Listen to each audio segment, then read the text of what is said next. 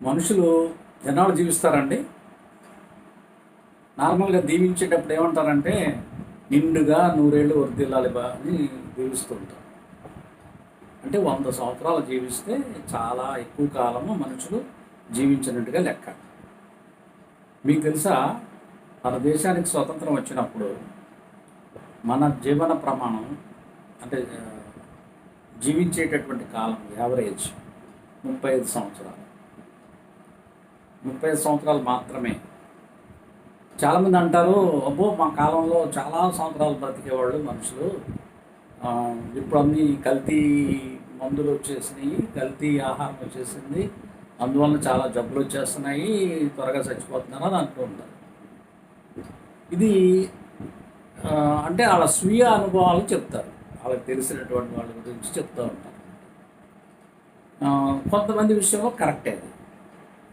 కానీ మనం దేశం మొత్తం దేశ ప్రజలందరినీ తీసుకున్నప్పుడు కేవలం అప్పుడు 35 సంవత్సరాలే ఉండేది. కారణం ఏంటంటే అప్పట్లో బాల్య మరణాలు చాలా హెచ్చుగా ఉండేవి. అలాగే తల్లులు ప్రసవ సమయంలో ప్రసవ వేదనకి చాలామంది చనిపోయేవాళ్ళు. ఇంకాకుండా అంటువ్యాధులు ఇట్లాంటివి చాలా ఉండేవి. అంటువ్యాధులు కొన్ని వచ్చినట్టయితే ఊరంతా ఖాళీ అయిపోయి లక్షల మందిలో జనాలు చనిపోతూ ఉండేవారు, ఊళ్ళు ఖాళీ అయిపోయాయి. ఇలాంటి పరిస్థితిని బట్టి అప్పట్లో జీవన ప్రమాణం 35 సంవత్సరాలే ఉండేది. అయితే ఇది మనకు సౌకర్యాలు పెరుగుతున్నాయి కాబట్టి వైద్య సౌకర్యాలు, ఆహారం, మంచి ఆహారము, మంచి గృహము, మంచి గాలి, నీరు లభిస్తుంది కాబట్టి కొంతలో కొంత మెరుగయ్యింది పరిస్థితి.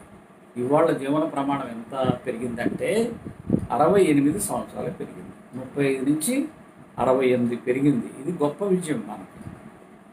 మన దేశంలో మన శాస్త్రవేత్తలు, మన ప్రజలు, రైతులు అందరి కృషి వలన ఈ యొక్క జీవన ప్రమాణం పెరిగింది. అంటే మనదే పెరిగిందా? కాదు, ప్రపంచంలో అన్ని చోట్ల పెరిగింది, అన్ని దేశాల్లోనూ పెరిగింది. జపాను, కొరియా దేశాలు వాళ్ళది జీవన ప్రమాణం మనది 68 ఉంటే అది 78 ఉంది. అంటే మనకన్నా యావరేజ్గా 10 సంవత్సరాలు ఎక్కువ పెరుగుతుంది, ఎక్కువ జీవిస్తున్నారు వాళ్ళు. 100 సంవత్సరాలు పైబడి జీవించే వాళ్ళ సంఖ్య కూడా చాలా హెచ్చుగా ఉంది అక్కడ. సామాన్యంగా ఏంటంటే ప్రతి విషయంలోనూ మనం అమెరికాని పోల్చుకుంటూ ఉంటాం, అమెరికాలోనే అన్నీ గొప్ప ఉన్నాయని అనుకుంటాం, కానీ కాదు. అమెరికా ఇలాంటి విషయాల్లో మానవాభివృద్ధిని తీసుకున్నట్లయితే అమెరికా ప్రథమ స్థానంలో లేదు, అది ఎక్కడో ఉంది, 7, 8, 10 అలా ఆ రేంజ్లో ఉంటుంది. కానీ అభివృద్ధి అనే అప్పుడు చాలా విషయాల్ని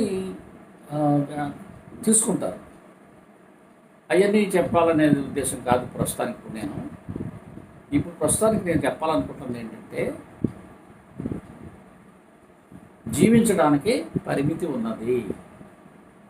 మనుషులకే కాదు, పశువులకి పరిమితి ఉంటుంది. ఆవు 18 సంవత్సరాలు బతుకుతుంది, గేదె ఆవు 16 సంవత్సరాలు, గేదె 18 సంవత్సరాలు బతుకుతుంది, కుక్క 14 సంవత్సరాలు బతుకుతుంది. సో కుందేలు వచ్చేసి 6 సంవత్సరాలే బతుకుతుంది. అంచేత అంటే ప్రతిదానికి ఒక పరిమితి ఉన్నది, ఏది కూడా పర్మనెంట్ కాదు అనే విషయాన్ని ఒకటి గమనించాలి మనం. అది చెప్పడానికే నేను ఈ వీడియో చేస్తాను బేసిక్గా. ఇంకా మిగిలిన విషయాలు కూడా తీసుకుందాం. అదేంటి, ఒకప్పుడు అనుకున్నారు రాజు దైవాంశ సంభూతుడు అన్నారు. అంటే రాజు భూమి మీద రాజే దేవుడు, రాజుగారి మాట అదే శాసనము, ఆయన ఏం చెప్తే అదే. మళ్ళీ రాజు ఆయన కొడుకు మళ్ళీ రాజు అవుతాడు, ఆ కొడుకు మళ్ళీ రాజు అవుతాడు. ఇలాగా చరిత్ర కొన్నాళ్ళ పాటు గడిచింది.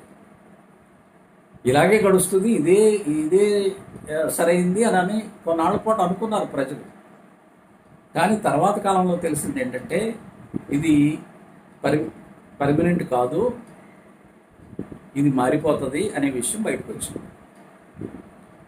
రాజులకు వ్యతిరేకంగా పెద్ద విప్లవాలు, తిరుగుబాట్లు వచ్చి రాచరిక వ్యవస్థ మొత్తం ప్రపంచం అంతా కూలిపోయింది.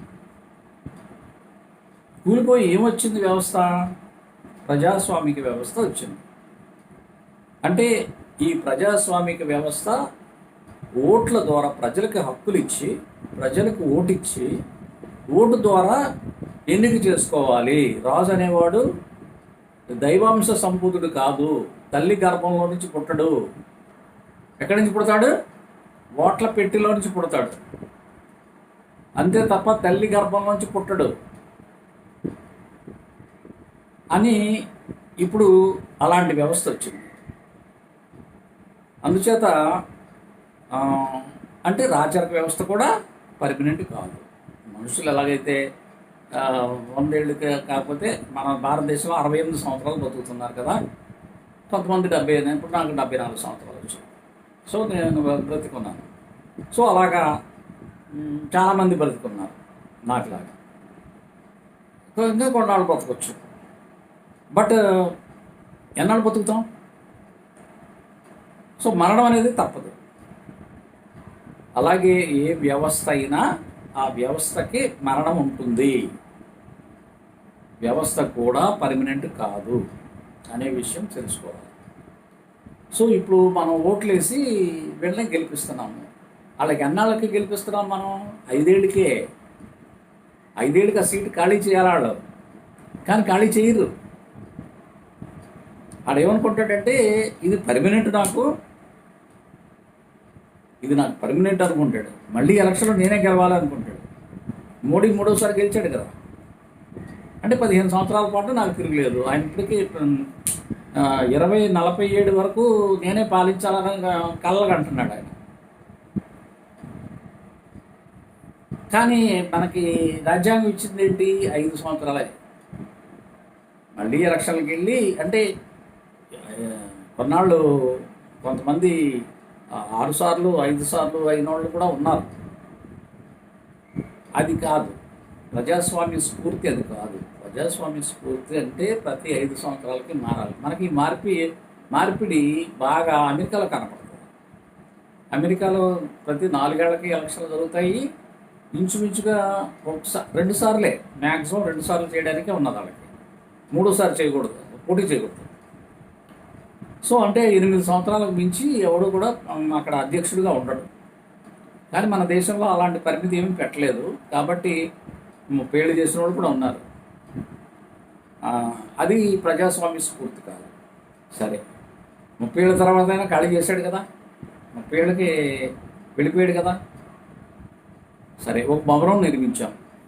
ఒక భవనం నిర్మిస్తే దానికి కూడా కొన్నాళ్ళ పాటే ఉండి తర్వాత కూలిపోద్ది కదా.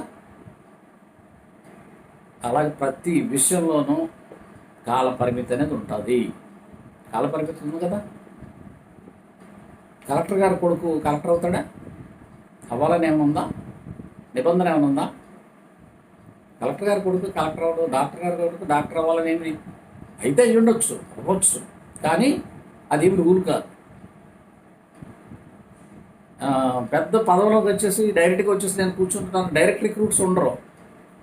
కానీ ఈ మధ్య మనకి డైరెక్ట్ రిక్రూట్స్ వస్తున్నారులేండి. ఎన్టీ రామారావు గారు డైరెక్ట్ రిక్రూట్గానే వచ్చాడు.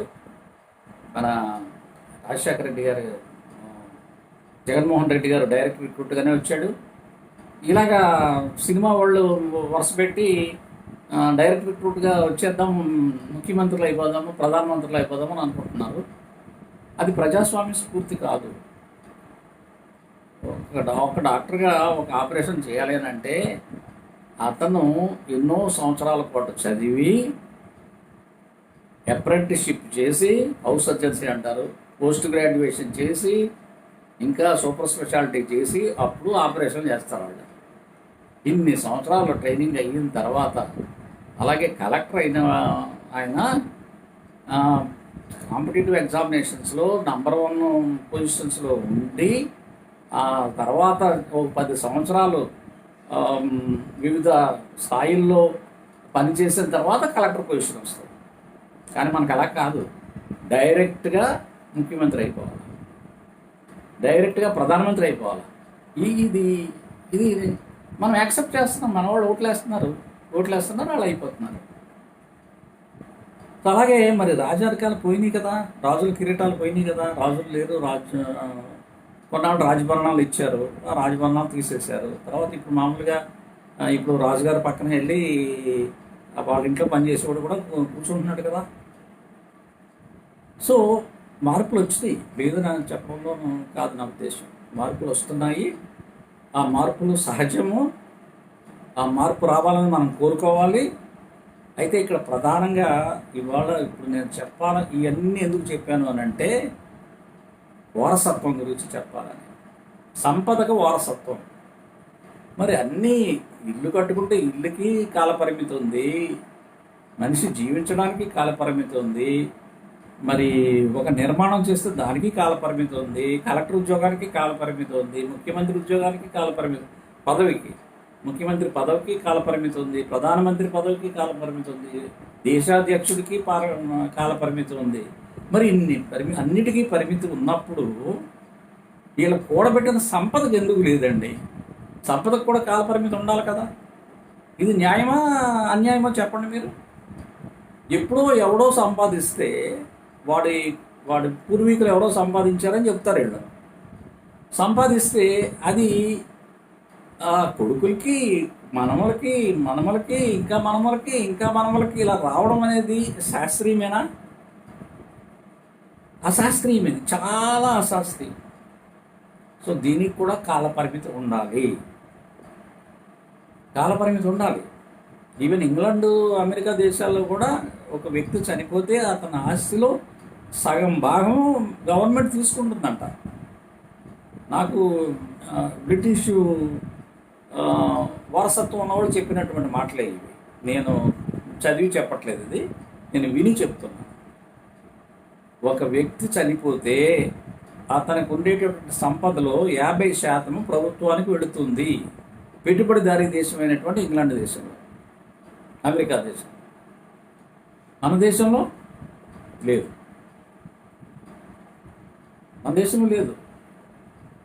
అంటే అతనికి సంబంధం లేనటువంటి, అతను కష్టించి సంపాదించినటువంటి సంపదని అనుభవిస్తున్నారు. అది ఎంతవరకు సమంజసం? నువ్వు కష్టపడి చదివావు, కష్టపడి సంపద కూడబెట్టావు, ఓకే, నువ్వు అనుభవించు. ఏవో కొన్ని తరాలు, 2 తరాలు 3 తరాలు అనుభవించినాయి. ఆ తర్వాత ఇంకా అది ప్రజల సంపదగా మార్చడమే అది శాస్త్రీయం. మరి అలా కాకుండా సంపద తరతరాలుగా వస్తున్నప్పుడు ఇక్కడ పనిచేయాల్సిన అవసరం ఏముంది?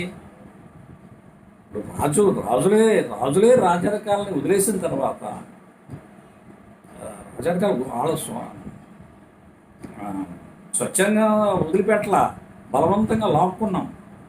అలాగే ఈ ఆస్తులన్నింటినీ బలవంతంగా లాక్కోవాలా, కొన్నాళ్ళ పాటు అనుభవించడానికి అర్హత ఇచ్చి, ఆ అర్హత కాలం నిర్ణయించి, ఆ కాలం తర్వాత ప్రభుత్వం లాక్కోవడం అనేది అశాస్త్రీయమని మీరు అనుకుంటున్నారా? శాస్త్రీయమని మీరు అనుకుంటున్నారా? ఆలోచించండి. కలెక్టర్ ఉద్యోగం, కలెక్టర్ కొడుకు కలెక్టర్ అవునప్పుడు, డాక్టర్ కొడుకు డాక్టర్ అవునప్పుడు, లాయర్ కొడుకు జడ్జి గారి కొడుకు జడ్జి అవునప్పుడు, ముఖ్యమంత్రి కొడుకు ముఖ్యమంత్రి కానప్పుడు, అయినా దానికి కాలపరిమితి ఉన్నప్పుడు ఈ వారసత్వ సంపద అనే దానికి ఎందుకు కాలపరిమితి ఉండకూడదు అనేది ఆ ప్రశ్న. ఈ ప్రశ్న శాస్త్రీయంగా ఉందో లేదో మీరు ఆలోచించండి. ఇది చెప్పడం కోసమే నేను ముందు కొంత స్టోరీ చెప్పాను, అది ఇది తీసుకొచ్చి చెప్పాను. మీరు ఆలోచిస్తారని నేను భావిస్తున్నాను, చర్చిస్తారని కూడా నేను భావిస్తున్నాను. ధన్యవాదాలు.